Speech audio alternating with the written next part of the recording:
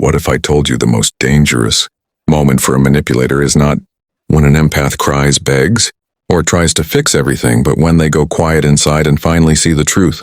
Stay with me, because this moment changes everything. Carl Jung believed that inside every wounded soul lies a hidden power, dormant, patient, waiting for the exact moment it's needed. And nowhere is this more true than in the empath. For years, empaths are misunderstood. They're labeled as weak, overly emotional, too soft for this world. People assume they'll always bend, always forgive, always endure. But Jung discovered something far more unsettling. Empaths aren't weak at all. They are unactivated. For a long time, they silence their intuition. They apologize for having boundaries. They dim their inner light to keep others comfortable. They absorb pain that was never theirs to carry. Yet Jung taught that suppressed energy never disappears. It accumulates. It gathers strength in the unconscious, and when it finally rises to the surface, it doesn't ask for permission. This is the moment of awakening, the moment the empath stops surviving and starts seeing. Jung called this the beginning of psychological rebirth. Suddenly, the empath realizes they were never broken, only misdirected. The people-pleasing starts to crack. The over-explaining feels exhausting. The self-betrayal becomes unbearable. Something deep inside whispers, "No more." This isn't rebellion, it's remembrance. The empath begins to sense their own weight, their own authority, and from this moment on, nothing and no one can ever relate to them in the same way again. This is where Jung's work becomes truly powerful.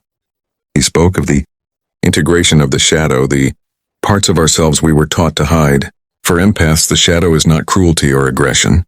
It's strength, discernment, the ability to say no without guilt. As this shadow integrates, the empath's perception sharpens.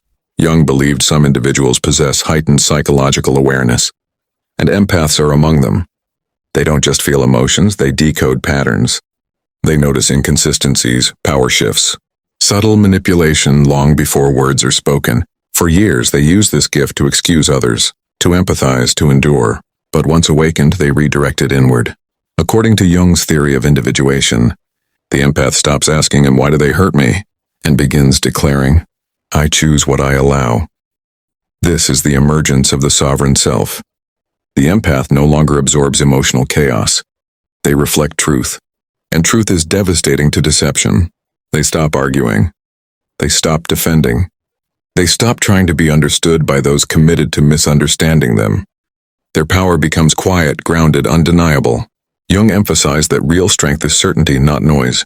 The awakened empath enforces boundaries without explanation, walks away without drama, chooses peace without apology, and those who once thrived on controlling them suddenly feel exposed, disarmed, irrelevant.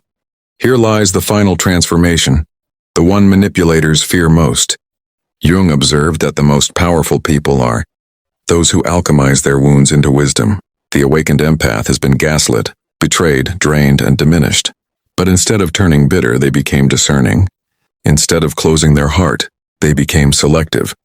Jung called this conscious boundaries, not walls built from fear, but standards born of self-respect. The empath learns the art of appropriate response, giving no more energy than is earned. They love deeply but choose carefully. They forgive but never abandon their self-awareness again. According to Jung, the highest stage of development is self-completion. The moment a person no longer needs others to feel whole, the empath reaches this not by isolating, but by integrating every part of themselves. They stop rescuing people who refuse to swim. They stop chasing those who only run. They stop pouring light into places that consume without giving back. What emerges is not aggression but clarity, not hardness but unshakable certainty. Jung believed that when someone has faced their shadow and integrated it, they become a force of nature. Quiet, grounded, unstoppable. The awakened empath embodies this truth. They are powerful not because they dominate, but because they cannot be controlled. Their awakening is not just healing, it's the hero's journey of the psyche. And once it begins, there is no returning to who they were before.